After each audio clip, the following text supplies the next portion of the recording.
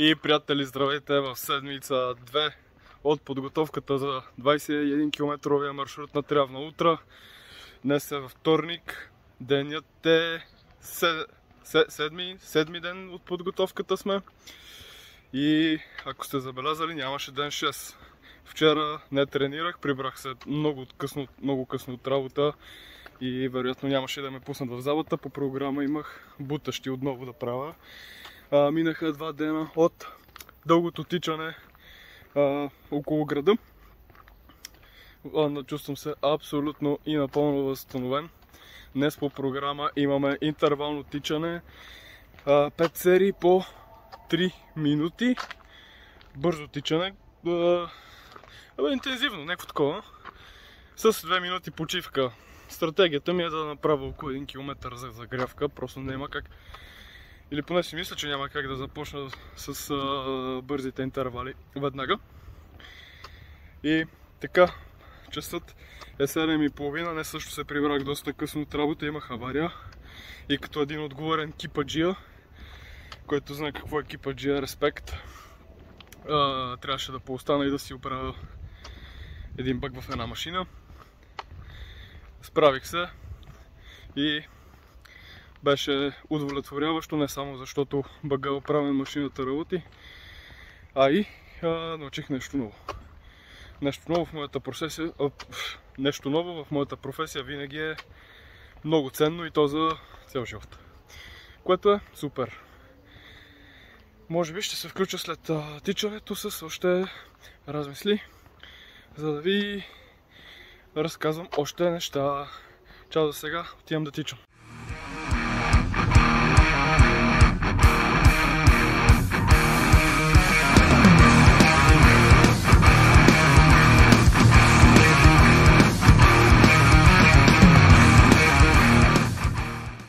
И така, приятели, приключих с тренировката.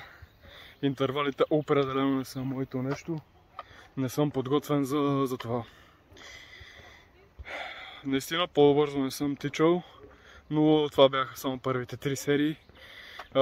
Последната си беше както си тичам по принцип дългите разстояния и беше много тежко. Тренировка му е майката. Вече съм изтичал близо 200 км откакто започнах. И винаги целта е била леко тичане за много дълго разстояние с нисък среден пулс. И тези спринтове ме изцедиха напълно. Наистина беше отвратително. Но се надявам пък това да помогне за прогреса за състезанието. Така. Между другото, докато тичах си мислех, ако сте гледали предния епизод и сте си помислили, че живота ми е само работа и тренировки, почти сте прави. На 66% сте прави.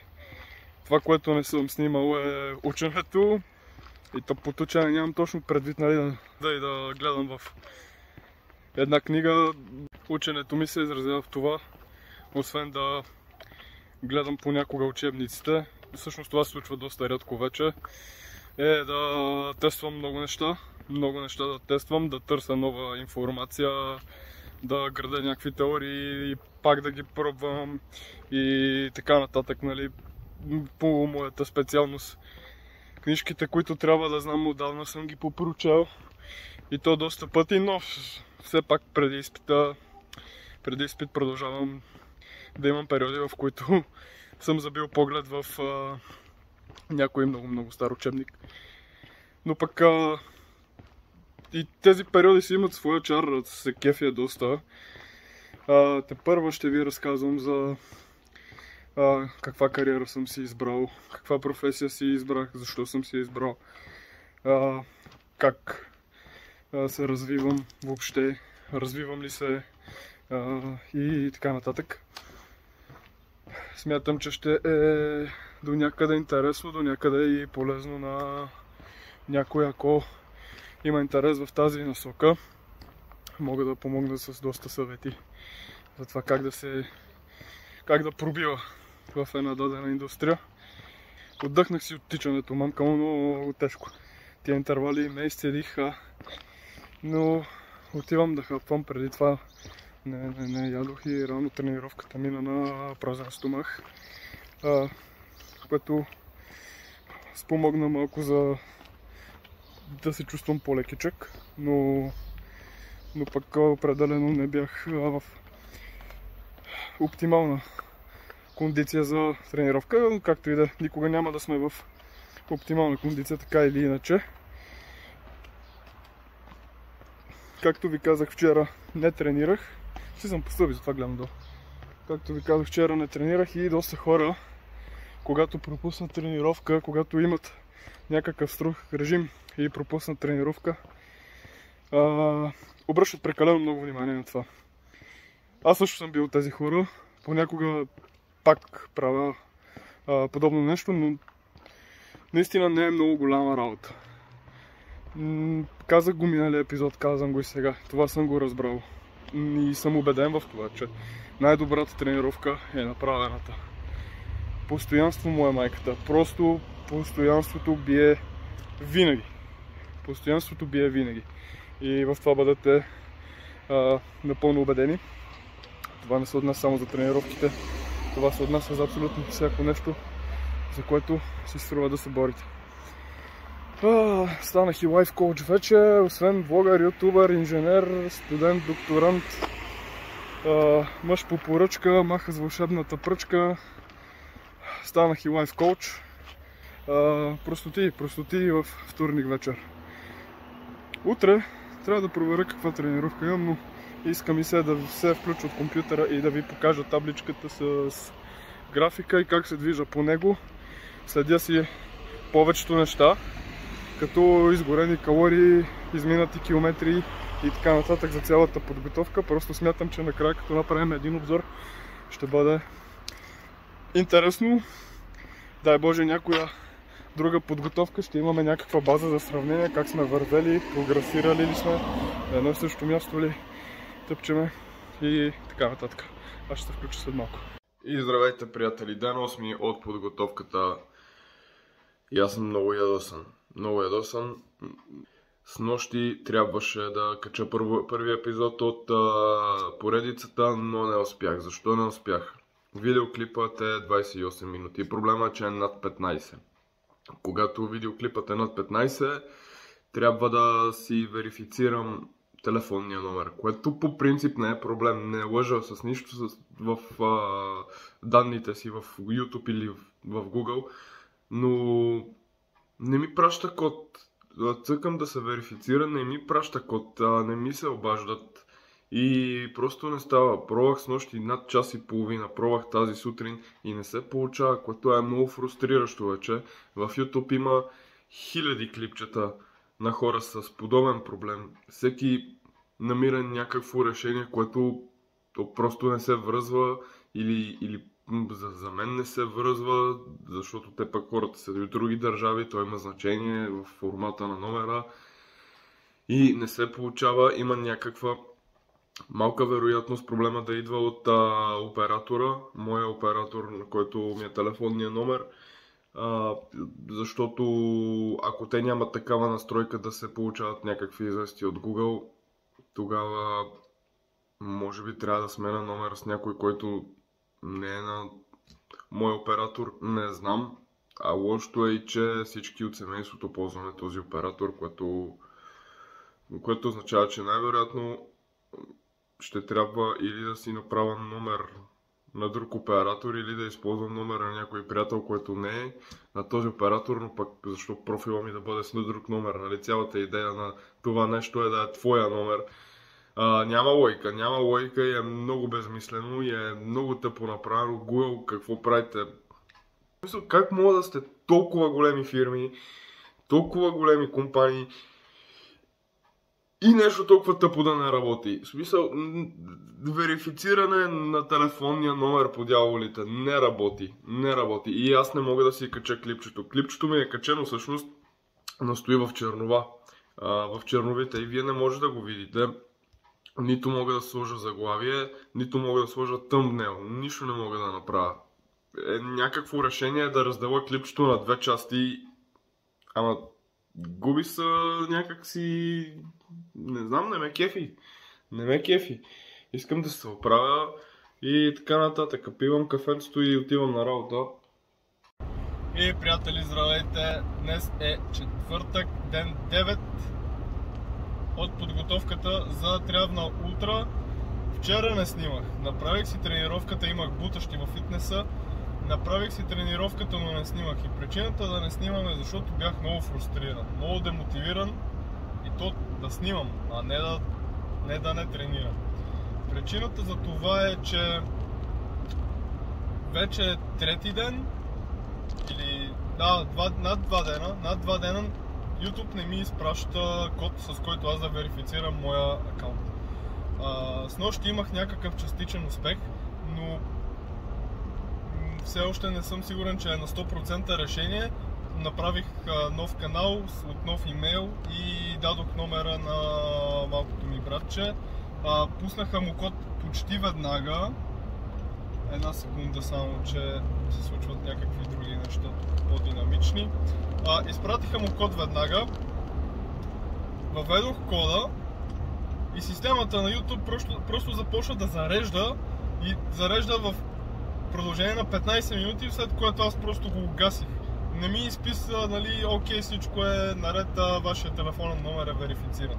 Ако сега се прибера и е успяло да го види и така нататък всичко да е точно, това ще подпуши нещата, просто ще използвам новия канал и ще си прехвърля моите сабскрайбъри в... Така да, хората, към които аз съм се абонирал, ще си ги прехвърля в новия канал и ще започна да си използвам новия канал, там ще си и качвам. Но ако това не е така и тази вечер отново нямам прогрес, просто ще започна да качвам клипчетата на половинки. Наистина е много фрустрираща ситуация това, че мислех, че трудната част е тренировката, целият тренировъчен режим и подготовка в съвкупност с работата, която не е малко стресираща, има много изненадващи моменти. И си мислех, че съвкупността на всичко това ще направи процеса много труден. Също така си мислех, че това да снимам ще ми бъде много трудно и нямам много опит с това да говоря пред камера сам.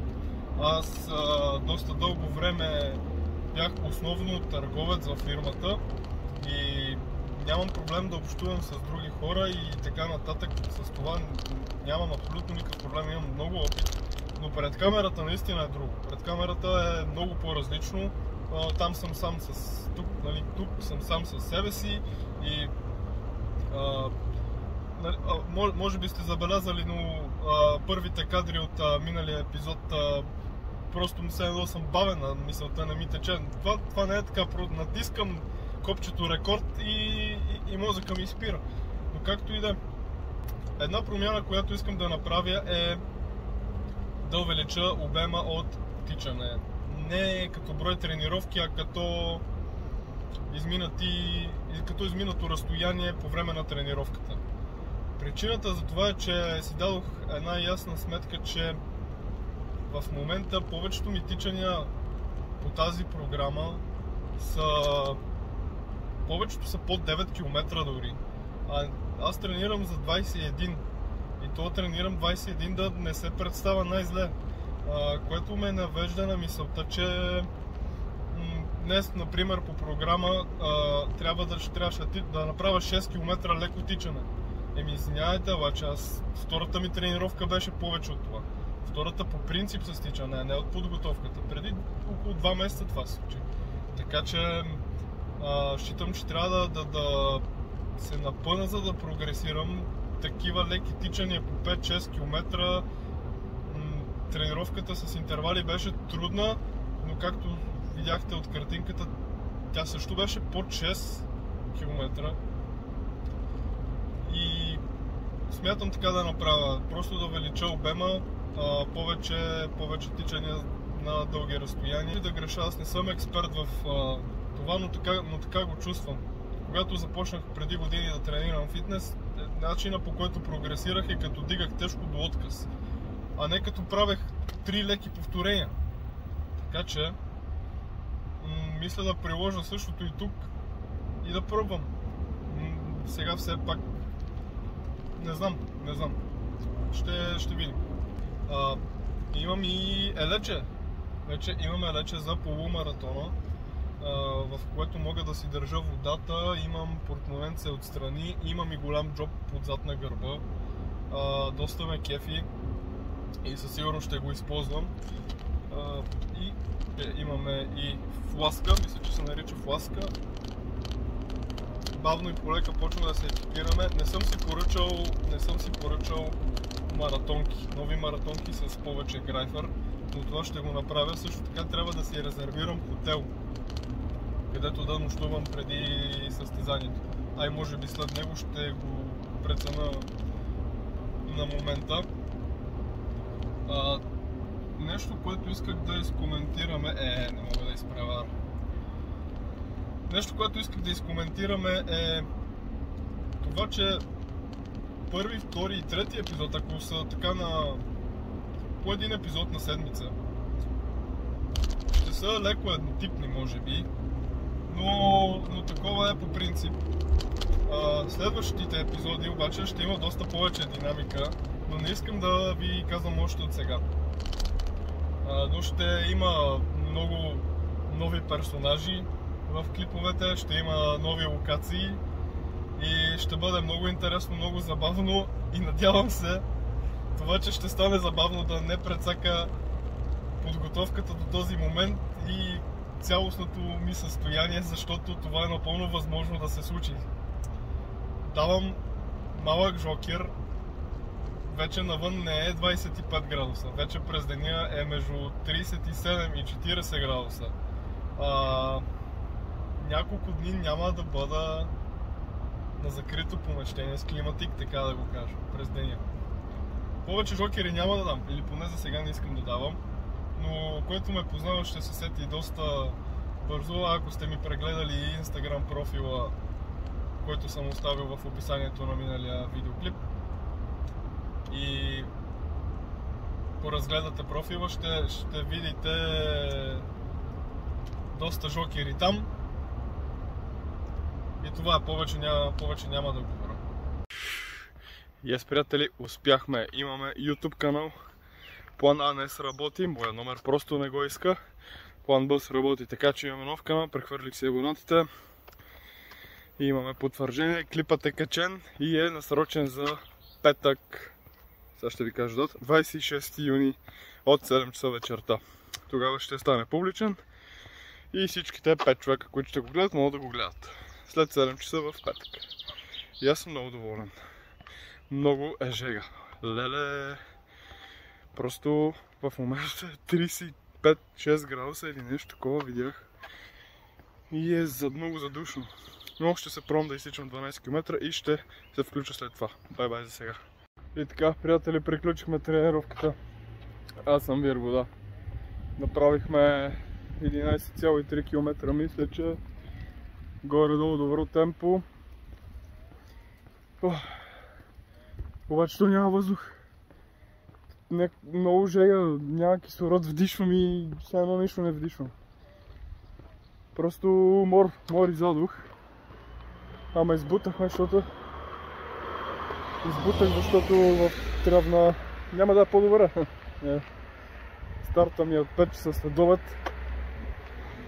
Така че тогава е периода с най-много задух, жега и така нататък. Така че тренираме и за това. Не само за издръжливост. Отивам да си търся хотел и да свърша малко работа. Ще се включа утре по път за работа. Лека вечер. И добро утро, приятели. Ден 10 от подготовката. Деня е петък, ден на майстора и се надявам всичко да мине добре. Очакват се отново сериозни горещини. Аз след вчерашното тичане се чувствам леко се хванат и малко ме болят коленете. Но добре, ще се оправим. Днес ще хода в залата да правя бутащи и с това ще приключим работната част от седмицата. Утре мисля да направя едно дълго тичане и в неделя може би да и почивам. Ще според това как се чувствам. Не успях да си резервирам хотел, защото като вечерях и просто изкъпах се и заспах. Нямах сили да седна да търся хотели и така нататък. Просто заспах, той без това си ставам след 10 часа. Аз гледам горе-долу в това време да заспивам, тъй като ставам в 6 за работа. И така, просто ме удари умората сериозно. Ако имам тази възможност, може и днес в почивката на работа да пробвам да си намеря нещо. Евентуално да резервирам, ако стане така ще е супер. Ако не е тъпо, утре ще се свърши и повечето работа тогава. Организационната работа. Така че почваме деня силно, чувстваме се, що го е окей. Още не съм пил кафе, но това ще е първото нещо, което ще направя като стигна. И така, включвам се, като има нещо. Шефа е мъж по поръчка и маха с вълшебната пръчка. Приятели, ден 11. Мисля, че 11 ден от подготовката. Времето лети. Хубавото е, че не се влага много внимание върху тези числа, което означава, че подготовката може би върви, що горе е добре. Деня е събота, отново съм на обичайното място и съм се подготвил за дълго тичане. Уау! Здравей! Здравей! Ще ми станеш ли гадже? Ще ми станеш ли гадже? Добре, не иска. Така, подготвил съм се за дълго тичане, 15-17 км. Дай Боже! Нося си водичка и съм с палавото елече за тичане. Имам си джобче за вода, което не знам дали ще го ползвам. Не ми е много удобно, защото не съм с фласка, съм с обикновено шише. Взел съм си 2 вафлички за след 9-10 км, когато потребват тогава. И така, вчера беше петък и не снимах, защото постоянно имаше някакви хора около мене. Не исках много да им се мотам с тая камера. Но в общи линии прибрах се от работа, отидох до залата, тренирах. Обиколих центъра на Враца, защото има някакъв уикенд на испанската култура, имаше някакви интересни неща. И се прибрах, след което последва учене, около час и нещо. След ученето преминах в... Чувам кое задачи. Направих малко ресърч за една нова задача, която ми дадоха от фирмата. И просто от любопитство седнах да поразгледам какви инструменти мога да използвам и така нататък. След което се сблъсках отново с техническите проблеми на това да снимам сам себе си и така нататък, защото се оказа, че на телефона няма място. Защо нямам на телефона свободна памет? Ами защото имах 100 гигабайта видеоклипове от концерти. И се мобилизирах, преместих си ги на външен хард диск, всичките тези, и после започнах да си ги разглеждам и така близо час и половина си разглеждах кадри от концерти. Бях забравил за тях и въобще не ми беше хрумвала идеята да ги използвам. Мога да ви разказвам доста истории за групи, които съм гледал тяхната история, какво значат те за мен, защото с всяка група, която слушам, имам някаква емоционална връзка, не е само като ме кефят песните, нали, това е задължително. Но имам и много кадри от концерти, много случки от концерти, които може би биха били интересни. И така, днес духа вятър, температурата е много хубава, въздухът е доста чист, цяла нощ валя дъжд, има малко кал тук-там, аз вече се накарах лошо, но добре, окей, наистина окей. Сега ще започвам да тичам и като свърша ще се включа да ви кажа как се чувствам, колко съм изтичал, да направим един кратък анализ на това къде сме стигнали. И продължаваме напред. Газ! One eternity later. И така, приятели, на километър 9 се учим от миналото тичане, грешката, която допуснах да не хапвам. И сега хапваме една република с кокос. Пивам малко вода и продължавам, движа се много добре. Чувствам се много добре, държа ритъм между 145-155. Имам предвид сърдечен пулс. И се чувствам уникално. Вир вода съм, естествено, няма значение. Смятам, че поддържам, не съм гледал статистиките, но смятам, че поддържам добра средна скорост, еднаква. И за сега нещата са напълно окей, хапвам набързо, пивам 2-3 глътки и продължавам. Километър 9 завършен, минат и това е за сега. Включвам се след малко.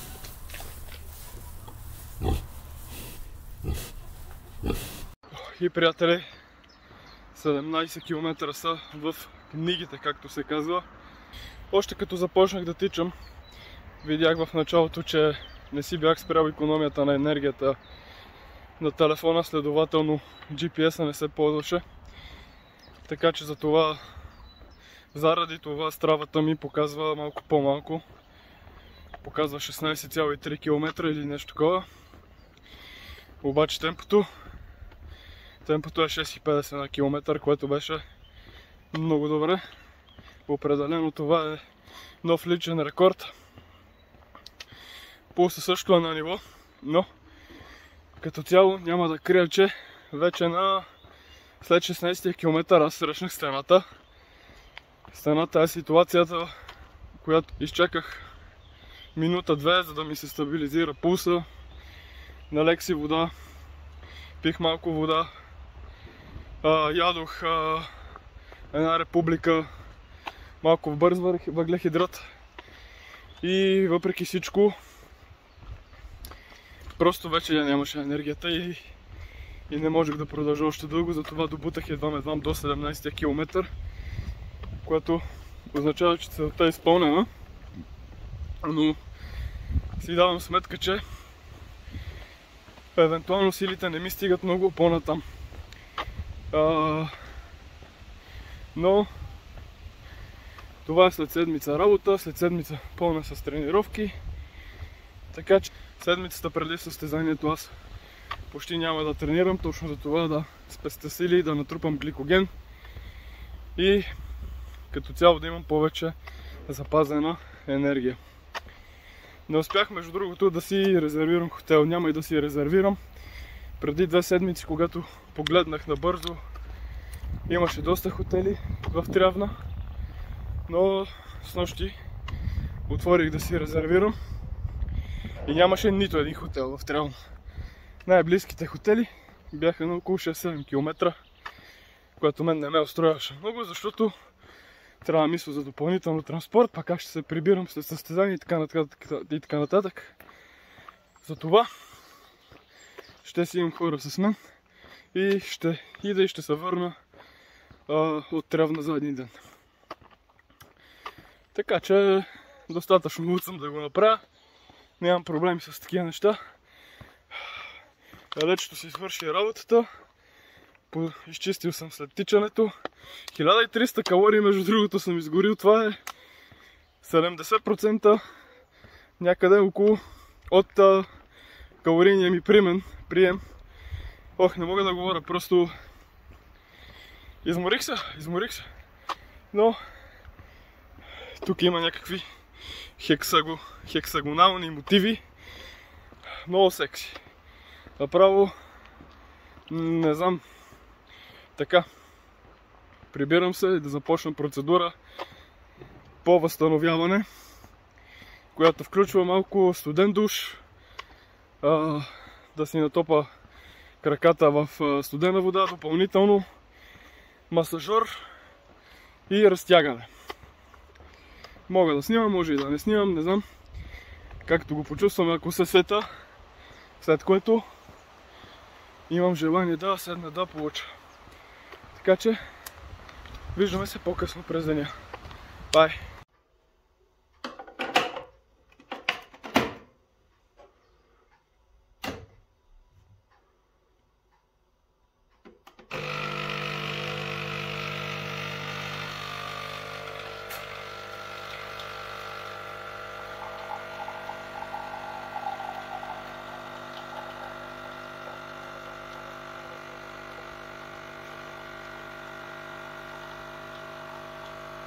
И добро утро, приятели! Днес е неделя. Направих си кафенце, както може би видяхте, и часа е доста рано. 7:30. Не, че е много рано, просто за неделя е доста рано. Станах толкова рано, за да проследя една битка между Иля Топурия и Чарлз Оливиера, който гледа UFC да коментира за кой е викал и какво мисли по въпроса. Тя почва след около 5 минути, 10 минути, не знам, и ще следя и ще гледам. Просто се кефя на UFC напоследък доста. Има малко демидж след вчерашното тичане. Ластика на късите ми панталони ме е ужулил в долната част на кръста и по целия кръст имам една такава лента, ухузено или ужулено, не знам как да кажа, но и горе-долу толкова дебела. И честно казано, боли, аз не бях усетил докато оттичам, но когато влезнах да се къпа и от водата, започна да щипе много и когато се погледнах, видях реално, че съм си се ожулил много стабилно. Много стабилно. След тичането повъзстанових малко, обядвах и по-голямата част от следобеда учих и гледах някакви нови технологии, нови неща, такива неща разглеждах. Нещо като ресърч си направих. Късния следобед пих една студена бира навън. Беше доста добре, след което ме заболя главата. Просто тичането направо ми съсипа живота. Аз това да пия една бира и да ме заболи главата не е било. Просто не е било. И в общи линии така вечерта почти нищо не правих. Пак си гледах някакви такива интересни неща с технологии и така нататък. Аз мога да ви разкажа малко повече за тях. Но за сега това, днес е неделя и не знам дали ще тренирам, честно казано. Имам тренировка в залата, но се чувствам малко прибит. Малко ме болят и колената. Не, че колената ми пречат за да си тренирам бутащи или дърпащи, но малко си починя тялото. Вече виждам леко натрупано напрежение, малко натрупана умора, вече се събира така и не искам да се получава един лавинообразен ефект. Тази седмица ще посрещам роднини от чужбина и вече знам, че поне 2 нощи от тази седмица спането ще е доста малко. Все пак съм и на работа и така, може днес да е активна почивка, малко повече разходки и така нататък, лицеви опори в къщи. И всичко ще бъде топ. Чао. За сега. И здравейте, приятели! Неделята почти мина.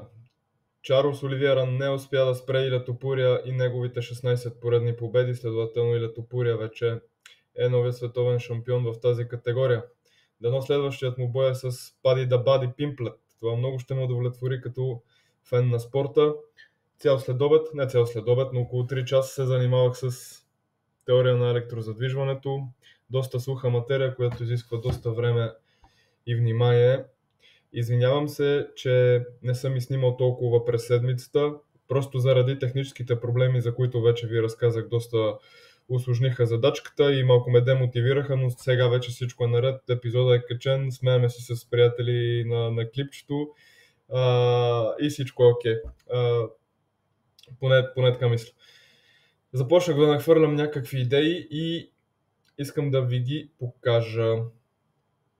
Така, новата ми задача във фирмата е да напиша софтуер, да направя софтуер, който представлява ERP плюс MES. ERP означава Enterprise Resource Planning, а MES означава Manufacturing Execution System. Какво ще рече? ERP-то е следене на поръчки, планиране на материали по поръчки, фактури, експедиционни бележки, заприходяване, като цяло управление на склад и управление на клиентските поръчки.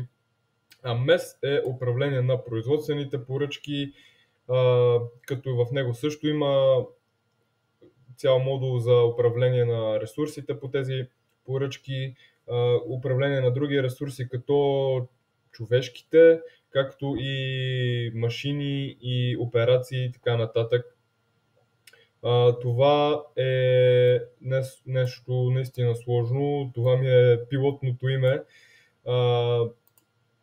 но То може да се смени по всяко време, няма значение. Това, което винаги правя, когато започвам нещо, е да си определя какви са целите. Целите най-вече са ми дадени от ръководството на фирмата, аз съм си добавил някакви неща и целта за момента е да се направи MVP. Какво е MVP? Това е Minimum Viable Product, т.е. минималният работещ продукт или минимално работещата версия, с която можем да започнем и да наслагваме отгоре. Направил съм си една тетрадка в OneNote, аз използвам доста OneNote и тук съм започнал да градя някаква структура, какви модули искам да има и така нататък. Подозирам, че ще правя доста клипчета, с които да показвам прогреса, какви технологии съм предпочел да използвам, за да направя това нещо. В последствие, евентуално, ако се получи доста добре, надявам се да се получи доста добре, може би ще го направя на продукт, който евентуално да бъде предлаган и на други фирми. Използвам доста YouTube, като се инспирирам главно, някои неща, че си ги плагиатствам като идея,